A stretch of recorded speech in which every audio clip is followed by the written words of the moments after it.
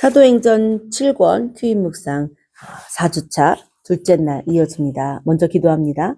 하나님 감사합니다. 하나님의 말씀을 깊이 있게 볼 수 있도록 우리의 눈을 열어주세요. 예수님의 이름으로 기도합니다. 아멘. 함께 보실 말씀은 사도행전 18장 1절부터 11절까지 개역개정과 새번역으로 이어보도록 하겠습니다. 그 후에 바울이 아덴을 떠나 고린도에 이르러 아굴라라 하는 본도에서 난 유대인 한 사람을 만나니 글라우디오가 모든 유대인을 명하여 로마에서 떠나라 한 고로 그가 그 안에 브리스길라와 함께 이달리아로부터 새로 온지라 바울이 그들에게 가매 생업이 같으므로 함께 살며 일을 하니 그 생업은 천막을 만드는 것이더라. 안식일마다 바울이 회당에서 강론하고 유대인과 헬라인을 권면하니라. 실라와 디모데가 마게도냐로부터 내려오매 바울이 하나님의 말씀에 붙잡혀 유대인들에게 예수는 그리스도라 밝히 증언하니 그들이 대적하여 비방하거늘 바울이 옷을 털면서 이르되 너희 피가 너희 머리로 돌아갈 것이요 나는 깨끗하니라. 이후에는 이방인에게로 가리라 하고 거기서 옮겨 하나님을 경외하는 디도 유스도라 하는 사람의 집에 들어가니 그 집은 회당 옆이라.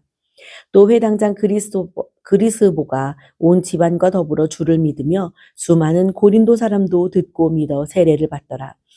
밤에 주께서 환상 가운데 바울에게 말씀하시되 두려워하지 말며 침묵하지 말고 말하라.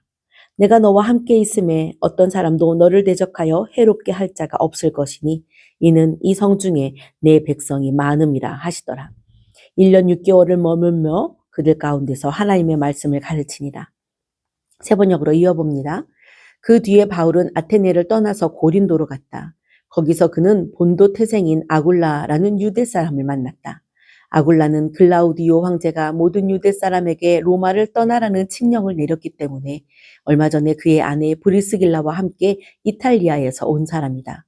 바울은 그들을 찾아갔는데 생업이 서로 같으므로 바울은 그들 집에 묵으면서 함께 일을 하였다. 그들의 직업은 천막을 만드는 일이었다. 바울은 안식일마다 회당에서 토론을 벌이고 유대 사람과 그리스 사람을 설득하려 하였다. 실라와 디모데가 마케도니아에서 내려온 뒤로는 바울은 오직 말씀을 전하는 일에만 힘을 쓰고 예수가 그리스도이심을 유대 사람들에게 밝혀 증언하였다. 그러나 유대 사람들이 반대하고 비방하므로 바울은 그의 옷에서 먼지를 떨고서 그들에게 말하였다.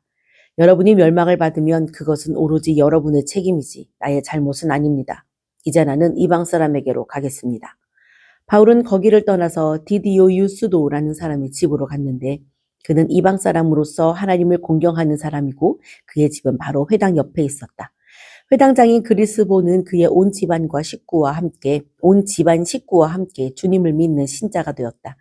그리고 고린도 사람 가운데서도 많은 사람이 바울의 말을 듣고서 믿고 세례를 받았다. 그런데 어느 날 밤에 환상 가운데 주님께서 바울에게 말씀하셨다. 무서워하지 말아라. 잠자코 있지 말고 끊임없이 말하여라. 내가 너와 함께 있으니 아무도 너에게 손을 대어 해하지 못할 것이다. 이 도시에는 나의 백성이 많다. 바울은 그들 가운데서 하나님의 말씀을 가르치면서 1년 6개월 동안 머물렀다. 아멘. 암송 구절은 18장 9절 말씀입니다. 암송은 개역개정으로 암송합니다.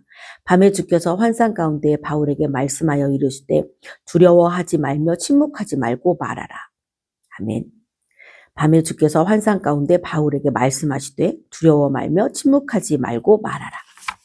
자, 어제 문 열고 첫 걸음 보았고요. 오늘은 둘째 날 말씀 속으로 한 발 내딛기입니다. 119페이지부터 시작합니다. 1번, 고린도는 어떤 도시일까요? 고린도는 상업과 문화가 찬란하게 꽃피웠던 그런 국제적인 대도시였어요. 사람들이 많죠. 오가는 사람도 많고. 그러나 그 도시에는 또 신전도 있는 그런 우상이 아주 즐비한 우상에 대한 제사 이런 것들이 많이 일어나는 우상에게 절하며 우상에게 내 복과 내 번성을 비는 이들이 많았던 그런 곳이기도 합니다.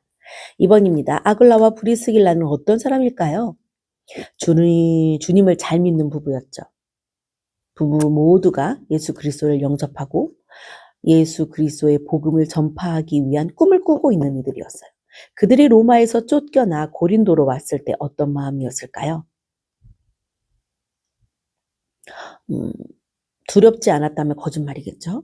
그러나 그 두려움만이 온통 가득했던 것이 아니라 하나님이 이를 통해 어떤 하나님의 계획을 펼치실까에 대한 기대감도 있었을 겁니다. 거기서 누구를 만나 어떠한 사역을 하게 될까? 라는 기대감 말이죠. 3번입니다. 바울과 아굴라는 천막을 만들며 함께 살았습니다. 함께 살면서 어떤 일들이 있었을까요? 서로 굉장히 의지가 되었을 것 같아요. 특히 바울에게 아굴라, 브리스길라 부부는 굉장한 의지가 됩니다. 함께 일을 하며 그 노동이 또 고되지 않았겠죠. 혼자 하는 건 너무 외롭잖아요. 그리고 마음을 합해 함께 살며 복음을 함께 전할 수 있는 것이 또 얼마나 감사한지요. 그런 공동체를 이루고 있었죠. 바울에게는 특히나 바울은 장가도 가지 않은 그런 싱글이었기 때문에 바울에게 이 부부가 정말 큰 위로와 또 어떻게 말해야 되나요? 에너지를 공급해주는 그런 부부였을 거예요. 4번입니다. 실라와 디모데가 마게도냐로부터 고린도에 왔을 때 바울의 마음은 어땠을까요? 엄청 든든하고 엄청 기뻤을 것 같아요. 함께 복음을 전할 수 있는 이들이 있다는 것이 얼마나 감사할까요? 복음을 영접하고 저 이제 믿고 싶어요. 믿을 거예요. 세례를 받을래요. 하는 사람에게 가르쳐야 할 게 얼마나 많은데요. 그걸 혼자 하기 너무 어렵죠. 실라와 디모데가 와서 함께 할 수 있으면 굉장히 기뻤을 거예요. 5번입니다. 복음에 대하여 대적하고 비방하는 유대인들에게 바울이 옷을 털어버린 이유는 무엇일까요?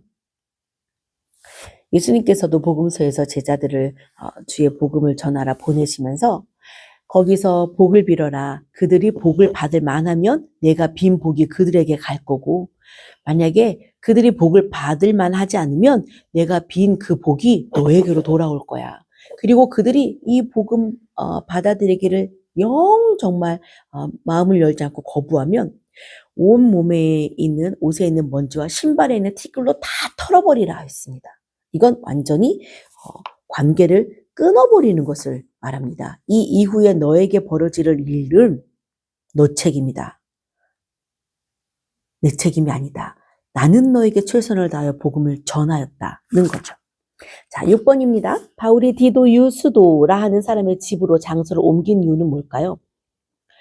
유대인들의 박해가 점점 너무 심해지는 거죠. 그리고 그들이 받아들이지 않고 비방하고 조롱하는 그것 때문에 바울이 유대인들을 향한 복음 전파를 멈추어야겠다 생각하게 됩니다. 그래서 이제 이방 사람들에게로 복음을 들고 가겠다라고 생각하고 이 디도 유스도라는 이방인의 집에 머무는 건 거기에 다시 사역의 거점이 생성되는 거죠. 7번입니다. 회당장 그리스도가 예수님을 믿게 된 것은 어떤 의미가 있을까요? 이렇게 유대인들이 막 비방하고 거부하고 거절하는 가운데 회당장이라는 직책을 가진 자가 복음을 받아들인다는 건 엄청난 큰 의미가 있는 거죠. 교장 선생님이 예수님을 받아들여서 교직원들과 다 함께 복음의 하나가 되어 학교에서 예배를 드릴 수 있는 이런 정도의 그런 변화라고 볼 수 있을까요?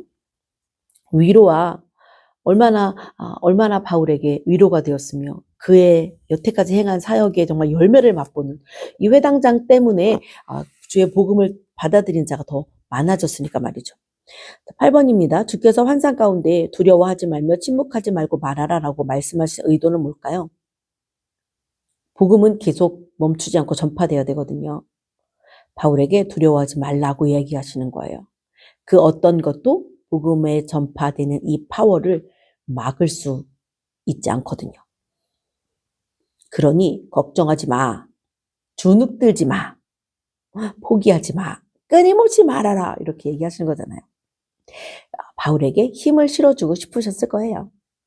9번입니다. 고린도에 하나님 백성이 많은 것이 바울에게 어떤 도움이 될까요? 큰 도움이 되죠. 힘이 되죠. 협력할 수 있을 테니 훨씬 더 도움이 되고 그들의 삶을 보며 또 주를 믿는 이들이 늘어날 테니 바울과 함께 복음을 전파하는 것과 마찬가지거든요. 그러니 얼마나 든든할까요? 10번입니다. 1년 6개월 동안 바울의 고린도 사역이 어땠을지 생각해 보세요. 고난도 있었을 거예요. 육체적으로 많이 피곤했을 거고요. 그러나 힘있게 복음을 전파할 수 있었을 것 같아요. 회당장도 예수님께로 돌아오고 또 이방인에게도 복음이 계속 전파되고 실라와 디모데도 여기 합류하고 막 이런 것들이 바울에게는 힘이 되었을 거예요. 그래, 하나님은 멈추지 말라는 거구나. 이래서 두려워하지 말고 멈추지 말고 계속 말하라는 거구나 하고 힘을 얻었을 겁니다. 힘차게 사역했겠죠? 11번입니다. 오늘 주신 말씀으로 기도하세요. 함께 기도합니다. 하나님 감사합니다. 하나님 바울의 사역이 얼마나 힘있게 전파되었는지를 우리가 생각해 보았습니다. 바울 혼자의 힘이 아닌 것임을 깨닫습니다. 바울을 도와주는 이들을 하나님께서 그에게 만나게 하셨음을, 또 그가 있는 곳에 함께 오게 하고 이미 그가 있는 곳에 하나님의 사람들이 먼저 와 있었음을, 하나님의 사람들이 그곳에서 살고 있었음을 또 알게 됩니다. 바울은 아무도 모르는 곳에 가서 복음을 아무도 모르는 곳에 가서 외롭게 복음을 전한다고 생각했을지 모르지만 이미 그곳엔 하나님이 많은 하나님의 백성들을 마련해 두었습니다. 하나님께서 이 일을 얼마나 준비하시며 이 일의 전권을 하나님이 갖고 계심을 우리가 또 알 수 있는 부분입니다. 하나님 우리의 삶도 하나님께서 그렇게 전권을 가지고 계시는 것을 믿습니다. 때에 따라 인도하시며 우리로 알게 하셔서 하나님과 함께 동행하고 있음을 우리뿐만이 아니라 우리의 이웃들도 알게 하옵소서. 감사드리며 예수님의 이름으로 기도합니다. 아멘. 내일 큐인 또 이어집니다.